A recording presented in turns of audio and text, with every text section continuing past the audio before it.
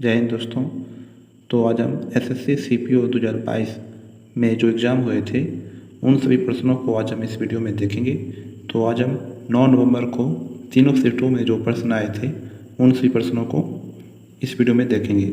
तो वीडियो शुरू करने से पहले अगर आपने मेरे चैनल को सब्सक्राइब नहीं किया है तो प्लीज़ चैनल को सब्सक्राइब कर दें, और इसका PDF फाइल आपको कहाँ मिलेगा वो मैं वीडियो में आपको आगे बता दूंगा।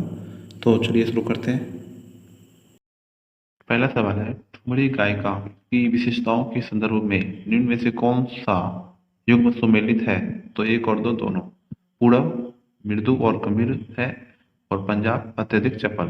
ठुमरी गायिका की विशेषताओं के संदर्भ में निम्न में से कौन सा युग्म सुमेलित है? तो पूरब मृदु और गंभीर, पंजाब अत्यधिक चपल। अगला प्रश्न है, स्थिरता के साथ विकास और आत्मनिर्भरता की प्रगतिशाली उपलब्धि डैश पंचवर्ष योजना का उद्देश्य है? तो चौथी। स्थिरता के साथ विकास और आत्मनिर्भरता की प्रगतिशील उपलब्धि डैश पंचवर्ष योजना का उद्देश्य था? तो चौथी। अगला सवाल है, बक्सर का युद्ध हेक्टर मुनरो के नेतृत्व वाली ब्रिटिश ईस्ट इंडिया कंपनी की कमान के अधीन सेनाओं और डैश की युक्त सेनाओं के बीच हुआ था? तो मीर कासिम, मुगल बादशाह शाह आलम और अवध के सजाउद्दौला के बीच। बक्सर का युद्ध हेक्टर मुनरो के नेतृत्व वाली ब्रिटिश ईस्ट इंडिया कंपनी की कमान के अधीन और सेनाओं डैश की सेनाओं के बीच हुआ था? मीर कासिम, मुगल बादशाह शाह आलम और अवध के सजाउद्दौला के बीच। अगला सवाल है, कोपेन के अनुसार निम्नलिखित में से कौन सा कोड शुष्क सर्दियों के साथ ठंडी जलवायु को व्यक्त करता है? तो DW। कोपेन के अनुसार निम्नलिखित में से कौन सा कोड शुष्क सर्दियों के साथ ठंडी जलवायु को व्यक्त करता है? DW। अगला सवाल है, मुगल साम्राज्य की राजस्व प्रणाली के संदर्भ कर के लिए तय राशि को डैश कहा जाता था? तो जमा। मुगल साम्राज्य की राजस्व प्रणाली के संदर्भ कर के लिए तय राशि को डैश कहा जाता था? तो जमा। अगला सवाल है, पारिस्थितिकी में डैश को जय भार प्रति इकाई क्षेत्रफल को वन पारिस्थितिकी तंत्र की आयु से विभाजित करके निर्धारित किया जाता है? तो जय भार उत्पादकता। पारिस्थितिकी में डैश को जय भार प्रति इकाई क्षेत्रफल को वन पारिस्थितिकी तंत्र की आयु से विभाजित करके निर्धारित किया जाता है? जय भार उत्पादकता को। अगला सवाल है, निम्नलिखित में से किस राजवंश के शासकों ने मध्य भारत में 950 से 1050 AD के बीच खजुराहो के मंदिर का निर्माण करवाया था? तो चंदेल वंश ने। निम्नलिखित में से किस राजवंश के शासकों ने मध्य भारत में 950 से 1050 AD के बीच खजुराहो के मंदिर का निर्माण करवाया था? चंदेल वंश के शासकों ने। अगला सवाल है, निम्नलिखित नदियों में से कौन सी सिंधु नदी प्रणाली का सहायक नदी नहीं है? तो कोसी जो है वो सिंधु नदी की सहायक नदी नहीं है, और सतलुज, ब्यास और रावी जो है ये सिंधु नदी की सहायक नदियां हैं। सतलुज, ब्यास और रावी।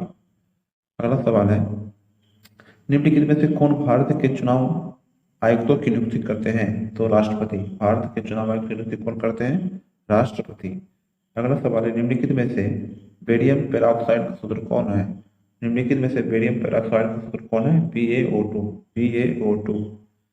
अगला सवाल है, राष्ट्रीय सुदूर संवेदन केंद्र का मुख्यालय कहाँ स्थित है? तो हैदराबाद में। राष्ट्रीय सुदूर संवेदन केंद्र का मुख्यालय कहाँ स्थित है? हैदराबाद में। अगला सवाल है, उच्च न्यायालय के संबंध में निम्नलिखित में से कौन सा कथन सही नहीं है? तो यह भारत के राष्ट्रपति को सलाहकार राय दे सकता है? तो नहीं, ये गलत है। और कौन कौन से उच्च न्यायालय के संबंध में सत्य हैं? तो यह निचली अदालतों से अपील की सुनवाई कर सकता है, यह मौलिक अधिकारों की रक्षा के विभिन्न रीट जारी कर सकता है, और यह राज्य के अधिकार क्षेत्र के अंतर्गत आने वाले मामलों की सुनवाई कर सकता है। अगला सवाल है, निम्न में से किस अनुच्छेद में शामिल मौलिक कर्तव्य अनुच्छेद 21A के समान है? तो अनुच्छेद 51A के में। निम्न में से किस अनुच्छेद में शामिल मौलिक कर्तव्य अनुच्छेद 21A के समान है? अनुच्छेद 51A के में। अगला सवाल है, कार्बन काल निर्धारण का अर्थ है? कार्बन काल निर्धारण का अर्थ है बहुत पुरानी वस्तुओं में कार्बन के विभिन्न रूपों की मात्रा को मापकर उसकी आयु की गणना करने की विधि। अगला सवाल है, इसके आने के समय के सामान्य वर्षा अचानक से बढ़ जाती है और कई दिनों तक लगातार जारी रहती है, इसे मानसून के डैश के रूप में जाना जाता है, और यह मानसून पूर्व वर्षा नहीं होती। तो प्रस्फोट। इसके आने के समय की सामान्य वर्षा अचानक से बढ़ जाती है और कई दिनों तक लगातार जारी रहती है, इसे मानसून के डैश के रूप में जाना जाता है, और यह मानसून पूर्व वर्षा नहीं होती। तो प्रस्फोट। अगला सवाल है, अगस्त 1907 में मैडम भिकाजी कामा विदेशी धरती पर भारतीय ध्वज फहराने वाली पहली व्यक्ति बनी। उन्होंने डैश में भारतीय ध्वज फहराया था, तो जर्मनी में। अगला सवाल है, डैश नामक घास की एक प्रजाति पर्यावरण के प्रति अपनी असंवेदनशीलता के कारण विलुप्त होने के कगार पर है। हर्बेटिया हेप्टान्यूरॉन। हर्बेटिया हेप्टान्यूरॉन। अगला सवाल है, पहला एथलेटिक्स विश्व कप कहाँ और कब आयोजित किया गया था, जिसे इसके पहले संस्करण के बाद बंद कर दिया गया? तो लंदन 2018 में। पहला एथलेटिक्स विश्व कप कहाँ और कब आयोजित किया गया था, जिसे इसके पहले संस्करण के बाद बंद कर दिया गया था? लंदन 2018 में। अगला सवाल है, अवास्तविक और वास्तविक जीडीपी के बीच के अनुपात को डैश कहा जाता है? जीडीपी अपस्फीति। अवास्तविक और वास्तविक जीडीपी के बीच के अनुपात को डैश कहा जाता है? जीडीपी अपस्फीति कारक। जीडीपी अपस्फीति कारक। अगला सवाल है, कथक गुरु सोवरा नारायण ने 1992 में डैश प्राप्त किया? कथक गुरु सोवरा नारायण ने 1992 में डैश प्राप्त किया? पद्मश्री। अगला सवाल है, संविधान द्वारा निम्नलिखित में से किसके लिए लोकसभा और विधानसभा में सीटों के आरक्षण का प्रावधान किया गया है?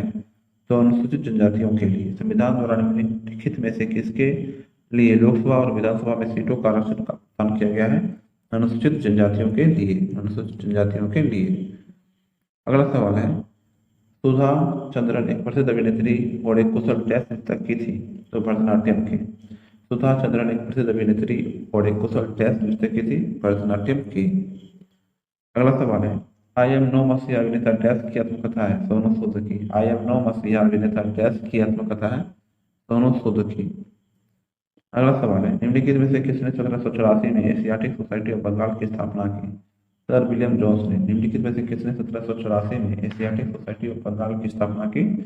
सर विलियम जोन्स ने। अगला सवाल है, निम्नलिखित में से कौन सा प्रकाश संश्लेषण में प्रथम सक्षम जलीय जीवों का एक विभिन्न समूह है? तो शैवाल। निम्नलिखित में से कौन सा प्रकाश संश्लेषण में सक्षम जलीय जीवों का एक विभिन्न समूह है? तो शैवाल।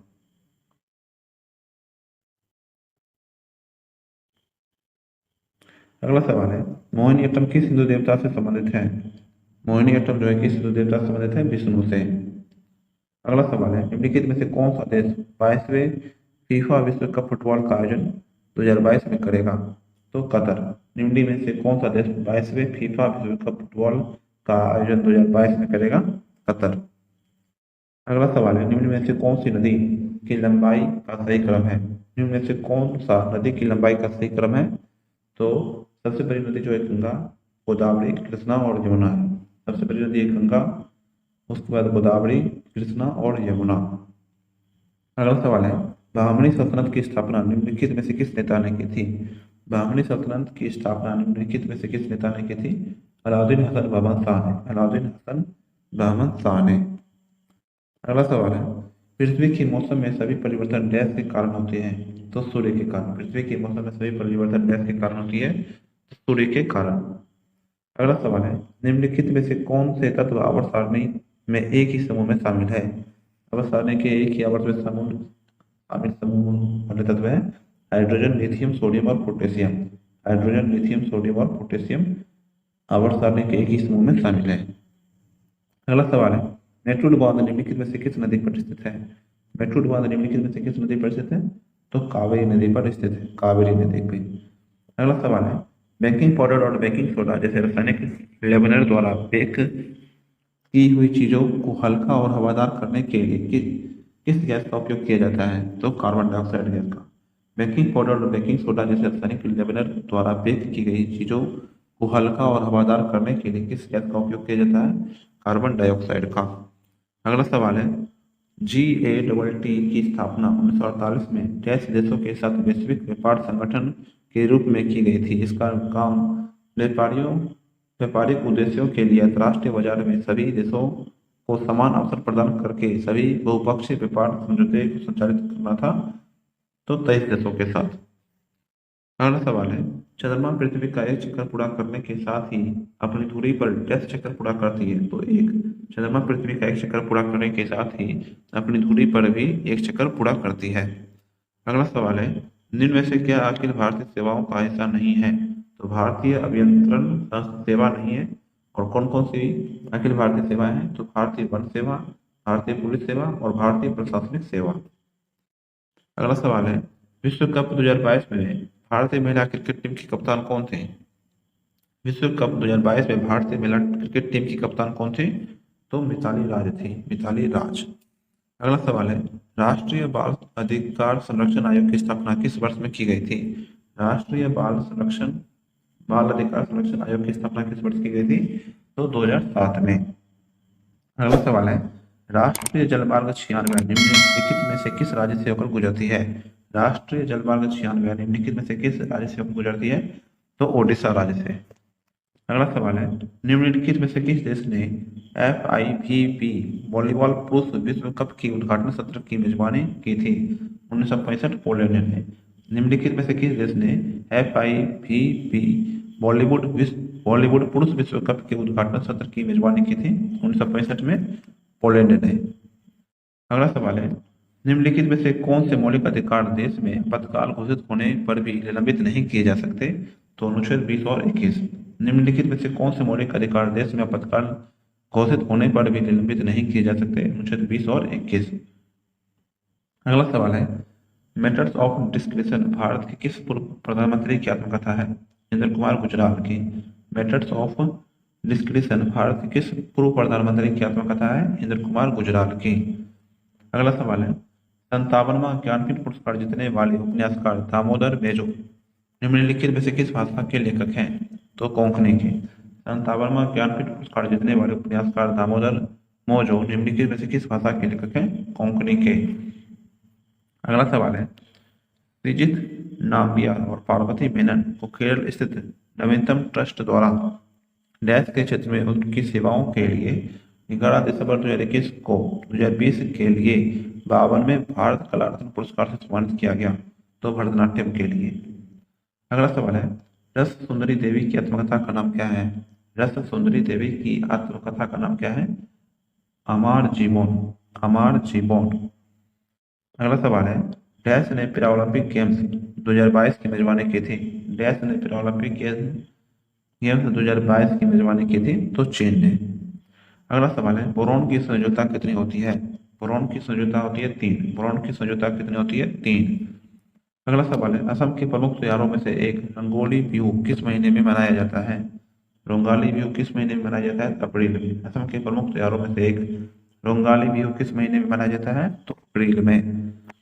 अगला सवाल है, यह विटामिन यकृत, दूध, अंडे, मछली में पाया जाता है। यह आरबीसी के निर्माण में सहायक होता है। इस विटामिन की कमी से एनीमिया हो जाता है। उपयुक्त कथनों में से किस विटामिन का उल्लेख हो रहा है? तो विटामिन B12 का। अगला सवाल है, निम्नलिखित में से किस स्थान पर 7 अगस्त 1905 को स्वदेशी आंदोलन की औपचारिक घोषणा की गई थी? तो कलकत्ता टाउन हॉल में। निम्नलिखित में से किस स्थान पर 7 अगस्त 1905 को स्वदेशी आंदोलन की औपचारिक घोषणा की गई थी? कलकत्ता टाउन हॉल में। अगला सवाल है, तुकारोई का युद्ध, जिसे बाजोर के युद्ध या गोलमार के युद्ध के रूप में भी जाना जाता है, मुगल साम्राज्य और बंगाल के सल्तनतों के बीच निम्नलिखित में से किस वर्ष में हुआ था? तो 1575 में। तुकारोई का युद्ध, जिसे बाजोर के युद्ध या मुगलमार के युद्ध के रूप में भी जाना जाता है, मुगल साम्राज्य और बंगाल सल्तनत के बीच निम्नलिखित में से किस वर्ष में हुआ था? तो 1575 में। अगला सवाल है, निम्नलिखित में से कौन सा संसदीय प्रश्न का एक प्रकार नहीं है? तो दीर्घ सूचना प्रश्न जो है वो संसदीय प्रश्न का प्रकार नहीं है। और कौन कौन से हैं? तो अल्प सूचना प्रश्न, अतारांकित प्रश्न और तारांकित प्रश्न। अगला सवाल है, 1898 में किसके सिद्धांत ने यह प्रतिपादित किया कि द्वितीय आबंध द्वारा धातु से आबंधित आयनों या समूहों की त्रिविम अवस्थाएं विभिन्न विशेषताओं के उप सहसंयोजन संख्या के अनुरूप होती है? तो अल्फ्रेड वर्नर। 1898 में किसके सिद्धांत ने यह प्रतिपादित किया कि द्वितीयक आबंध द्वारा धातु से आबंधित आयनों या समूहों की त्रिविम व्यवस्थाएं विभिन्न विशेषताओं के उप सहसंयोजन संख्या के अनुरूप होती है? तो अल्फ्रेड वर्नर। अगला सवाल है, सर्वोच्च न्यायालय या उच्च न्यायालय के न्यायाधीशों को संसद द्वारा निम्नलिखित में से किसके जरिए हटाया जा सकता है? विशेष बहुमत के। सर्वोच्च न्यायालय या उच्च न्यायालय के न्यायाधीशों को संसद द्वारा निम्नलिखित में से किसके जरिए हटाया जा सकता है? तो विशेष बहुमत के जरिए। अगला सवाल है, भारत में ठंडे मौसम के दौरान निम्न में से कौन सी प्रबल हवाएं बहती है?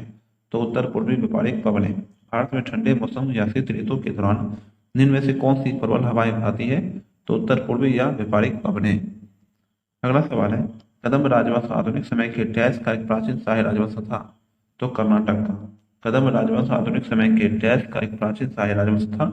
तो कर्नाटक का। अगला सवाल है, निम्नलिखित में से किसने 1879 में महाराष्ट्र में ब्रिटिश राज के खिलाफ सशस्त्र विद्रोह का बिगुल बजाया था? तो वासुदेव बलवंत फड़के ने।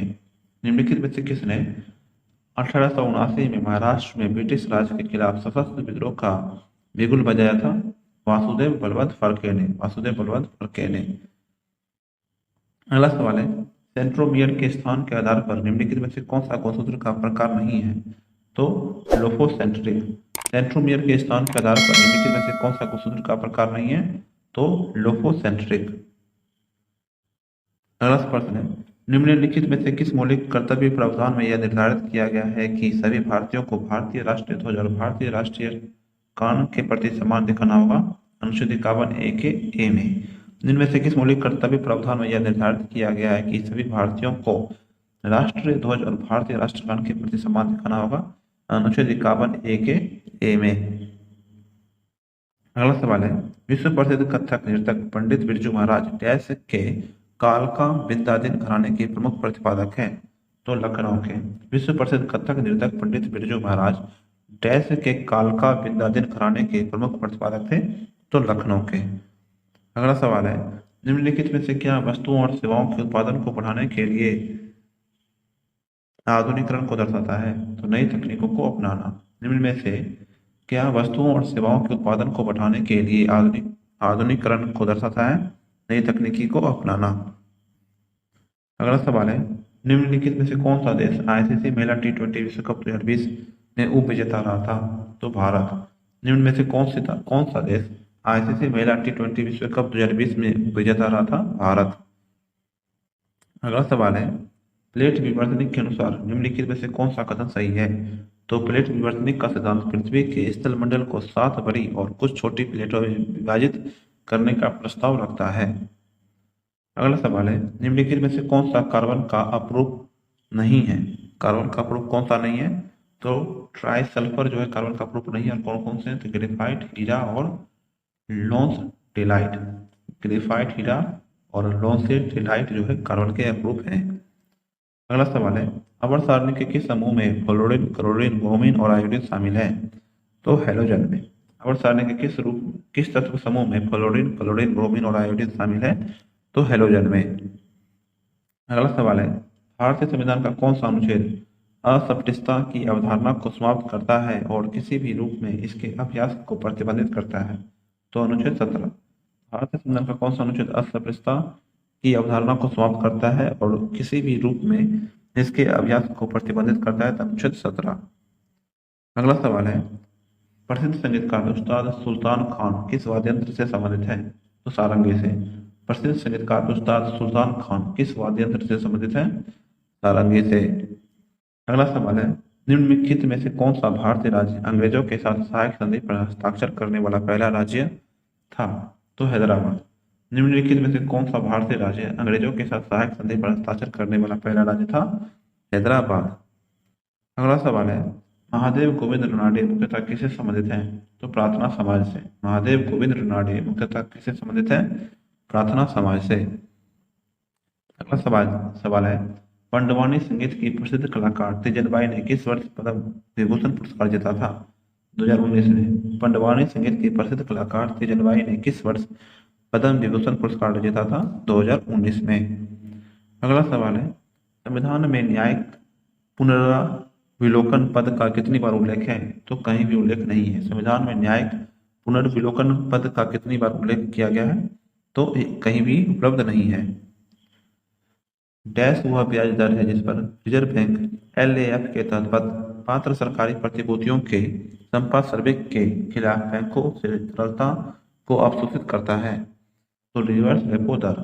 डैश वह ब्याज दर है जिस पर रिजर्व बैंक LAF के तहत पात्र सरकारी प्रतिभूतियों के संपार्श्विक के खिलाफ बैंकों से तरलता को अवशोषित करता है? रिवर्स रेपो दर। अगला सवाल है, निम्नलिखित में से कौन सी नदी नेपाल हिमालय से निकलती है? तो गंडक। निम्नलिखित में से कौन सी नदी जो है नेपाल हिमालय से निकलती है? गंडक। अगला सवाल है 2005 में निम्नलिखित में से किस कोष का गठन पीएसयूएस के विनिवेश से प्राप्त राजस्व के सुनिश्चित उपयोग के लिए किया गया था? तो राष्ट्रीय निवेश कोष का 2005 में निम्नलिखित में से किस कोष का गठन पीएसयूएस के विनिवेश से प्राप्त राजस्व के सुनिश्चित उपयोग के लिए किया गया था? राष्ट्रीय निवेश कोष का। अगला सवाल है तिरुवातिरी निम्नलिखित में से किस भारतीय राज्य का सांस्कृतिक उत्सव है? तिरुवातिरी निम्नलिखित में से किस भारतीय राज्य का सांस्कृतिक उत्सव है? तो केरल का। अगला सवाल है निम्नलिखित में से किस क्षेत्र में भारत के अन्य क्षेत्रों की तुलना में अधिक मौसमी अंतर होता है? तो भारत के अंदरूनी भाग में। निम्नलिखित में से किस क्षेत्र में भारत के अन्य क्षेत्रों की तुलना में अधिक मौसमी अंतर होता है? तो भारत के अंदरूनी भाग में। अगला सवाल है 2001 की जनगणना के अनुसार भारत के कुल राज्य में सबसे अधिक संख्या में अप्रवासी आए? तो महाराष्ट्र में। 2001 की जनगणना के अनुसार भारत के किस राज्य में सबसे अधिक संख्या में अप्रवासी आए थे? तो महाराष्ट्र में। अगला सवाल है निम्नलिखित राज्यों में से किसमें सार्वत्रिक वर्षा होती है? निम्नलिखित राज्यों में से किसमें सार्वत्रिक वर्षा होती है? असम राज्य में। असम राज्य में। अगला सवाल है भारत के संविधान के निर्माण में कितना समय लगा था? भारत के संविधान के निर्माण में कितना समय लगा था? 2 वर्ष 11 महीना और 17 दिन। 2 वर्ष 11 महीना और 17 दिन। अगला सवाल है चोल साम्राज्य में निम्न में से किस कर की वसूली नगद रूप में ना करके जबरन श्रम के रूप में की जाती है? तो वेट्टी। चोल साम्राज्य में निम्न में से किस कर की वसूली नगद रूप में ना करके जबरन श्रम के रूप में की जाती है? तो वेट्टी। निम्नलिखित में से कौन सा मूल रूप से एक मौलिक अधिकार था लेकिन 1978 में अनुच्छेद 300 ए के अनुसार कानूनी अधिकार बना दिया गया? तो संपत्ति का अधिकार। अगला सवाल है भारत में खेली जाने वाली एक घरेलू प्रथम श्रेणी क्रिकेट प्रतियोगिता है दिलीप ट्रॉफी। डैश भारत में खेली जाने वाली एक घरेलू प्रथम श्रेणी क्रिकेट प्रतियोगिता है दिलीप ट्रॉफी। अगला सवाल है किस पंचवर्षीय योजना में कृषि पर ध्यान देने के विपरीत भारी उद्योगों पर ध्यान देने की वकालत की गई थी? तो दूसरी। किस पंचवर्षीय योजना में कृषि पर ध्यान देने के विपरीत भारी उद्योगों पर ध्यान देने की वकालत की गई थी? तो दूसरी। अगला सवाल है निम्न में से किस नदी पर हेवलॉक पुल बनाया गया था जिसे अब बंद कर दिया गया? तो गोदावरी नदी पर। निम्न में से किस नदी पर हेवलॉक पुल बनाया गया था जिसे अब बंद कर दिया गया? तो गोदावरी नदी पर। गोदावरी नदी पर। अगला सवाल है ब्रेड अनाज और पास्ता में पाए जाने वाले स्टार्च डैश की लंबी श्रृंखला से बने होते हैं? तो ग्लूकोज के। ब्रेड अनाज और पास्ता में पाए जाने वाले स्टार्च डैश की लंबी श्रृंखला से बने होते हैं? तो ग्लूकोज के। अगला सवाल है संगीतकार उस्ताद बड़े गुलाम खान से बचपन से ही अपने पिता से किस संगीत घराने के तहत संगीत की दीक्षा ग्रहण की थी? तो कसूर पटियाला से। कसूर पटियाला। संगीतकार उस्ताद बड़े गुलाम अली खान ने बचपन से ही अपने पिता से किस संगीत घराने के तहत संगीत की दीक्षा ग्रहण की थी? तो कसूर पटियाला से। कसूर पटियाला। अगला सवाल है निम्नलिखित में से कौन सा रसायन आतिशबाजी में बारूद में व्यापक रूप से उपयोग किया जाता है? पोटेशियम नाइट्रेट, सल्फर और चारकोल। पोटेशियम नाइट्रेट, सल्फर और चारकोल। अगला सवाल है डैश में औरंगजेब ने बीजापुर को मुगल साम्राज्य में मिला लिया 1685 में। डैश में औरंगजेब ने बीजापुर को मुगल साम्राज्य में मिला लिया था 1685 में। 2022 बीजिंग शीतकालीन ओलंपिक में दिए गए पदक टोंगसिन का अर्थ है टुगेदर एज वन। 2022 बीजिंग शीतकालीन ओलंपिक में दिए गए टोंगसिन पद का अर्थ है टुगेदर एज वन। अगला सवाल है निम्नलिखित में से किस खेल स्पर्धा में फॉलो ऑन शब्द प्रयुक्त होता है? फॉलो ऑन शब्द प्रयुक्त होता है किसमें? तो क्रिकेट में। अगला सवाल है निम्नलिखित में से किस अधिवेशन में कांग्रेस 2 गुटों में विभाजित हो गई? 1907 का सूरत अधिवेशन में। निम्नलिखित में से किस अधिवेशन में कांग्रेस 2 गुटों में विभाजित हो गई? तो 1907 के सूरत अधिवेशन में। अगला सवाल है निम्नलिखित में से किस जनजाति द्वारा देवी सरस्वती की पूजा करने के लिए घूमर नृत्य शैली को विकसित किया गया था? तो भील। निम्नलिखित में से किस जनजाति द्वारा देवी सरस्वती की पूजा करने के लिए घूमर नृत्य शैली को विकसित किया गया था? तो भील। अगला सवाल है खतौली का युद्ध 1517 में राणा सांगा के अधीन मेवाड़ राज्य और डैश के बीच हुआ था? तो इब्राहिम लोधी के। कैथोलिक का युद्ध 1517 में राणा सांग के अधीन मेवाड़ राज्य और डैश के बीच हुआ था, तो इब्राहिम लोधी के बीच। भ्रंश रेखाएं डैश का कारण बन सकती है, भ्रंश रेखाएं डैश का कारण बन सकती है, तो भूकंप का। भ्रंश रेखाएं डैश का कारण बन सकती है, तो भूकंप का। अगला सवाल है, किस धारावाही चालक से जुड़े चुंबकीय क्षेत्र की दिशा ज्ञात करने के लिए निम्नलिखित में से किस नियम का उपयोग किया जाता है, तो मैक्सवेल का क्रॉक स्क्रू नियम। किसी धारावाही चालक से जुड़े चुंबकीय क्षेत्र की दिशा ज्ञात करने के लिए निम्नलिखित में से किस नियम का उपयोग किया जा सकता है, मैक्सवेल का क्रॉक स्क्रू नियम। अगला सवाल है, यौगिक और उसके सामान्य सूत्र का निम्नलिखित में से कौन सा युग्म सही है, तो एल्कीन का सूत्र होता है CnH2n। एल्कीन का सूत्र क्या होता है, CnH2n। अगला सवाल है, लॉर्ड डलहौजी ने अवध को किस ब्रिटिश साम्राज्य में शामिल कर लिया। लॉर्ड डलहौजी ने अवध को किस वर्ष ब्रिटिश साम्राज्य में शामिल कर लिया, 1856 में, 1856। अगला सवाल है, मौलिक कर्तव्यों के बारे में निम्नलिखित में से कौन सा कथन सही नहीं है, तो संविधान में इसका समावेश अमेरिका संविधान से प्रेरित है, ये गलत है। और कौन सा सही है, तो इन्हें 42वें संविधान संशोधन अधिनियम 1976 द्वारा शामिल किया गया था। ये प्रकृति में गैर न्यायिक है, इसका उल्लेख संविधान के अनुच्छेद 51A के अंतर्गत किया गया है। अगला सवाल है, 1991 में भारतीय रुपये अवमूल्यन कितने चरणों में किया गया। 1991 में भारतीय रुपये का अवमूल्यन कितने चरणों में किया गया है, तो 2 बार किया गया। अगला सवाल है, कॉनिफर साइकेड और जिनकागो पौधे निम्नलिखित में से किस पादप समूह से संबंधित हैं, तो अनावृत बीजी से। कॉनिफर साइकेड और जिनकागो पौधे निम्नलिखित में से किस पादप समूह से संबंधित हैं, तो अनावृत बीजी से, अनावृत बीजी। अगला सवाल है, विजयनगर साम्राज्य की स्थापना किस वर्ष हुई थी। विजयनगर साम्राज्य की स्थापना जो है किस वर्ष हुई थी, 1336 में, 1336। अगला सवाल है, वायलिन वर्चुआसो एल सुब्रमण्यम निम्नलिखित में से किस संगीत शैली के लिए विश्व स्तर पर प्रसिद्ध है, तो कर्नाटक संगीत के लिए। अगला सवाल है, दक्कन के पठार के संबंध में निम्नलिखित में से कौन सा कथन सही है। दक्कन के पठार के संबंध में निम्नलिखित में से कौन सा कथन सही है, तो दक्कन का पठार पश्चिम में ऊंचा है और इसमें धीरे धीरे पूर्व की ओर ढलान है। अगला सवाल है, ठंड के मौसम में चेन्नई का औसत तापमान कितना होता है, 24 से 25 डिग्री सेल्सियस। ठंड के मौसम में चेन्नई का औसत तापमान कितना होता है, 24 से 25 डिग्री सेल्सियस। अगला सवाल है, एडोल्फ हिटलर की आत्मकथा मीन कैम्प मूल रूप से निम्नलिखित में से किस भाषा में लिखी गई थी, तो जर्मन। एडोल्फ हिटलर की आत्मकथा मीन कैम्प मूल रूप से निम्नलिखित में से किस भाषा में लिखी गई थी, तो जर्मन भाषा में। अगला सवाल है, कैल्शियम हाइपोक्लोराइड को सामान्यतः डैश के रूप में जाना जाता है। कैल्शियम हाइपोक्लोराइड को सामान्यतः डैश के रूप में जाना जाता है, तो विरंजक चूर्ण के रूप में, विरंजक चूर्ण के रूप में। निम्नलिखित में से क्या खगोलीय पिंडों का हिस्सा है। निम्नलिखित में से क्या खगोलीय पिंडों का हिस्सा है, तारे, ग्रह और चंद्रमा, तारे, ग्रह और चंद्रमा।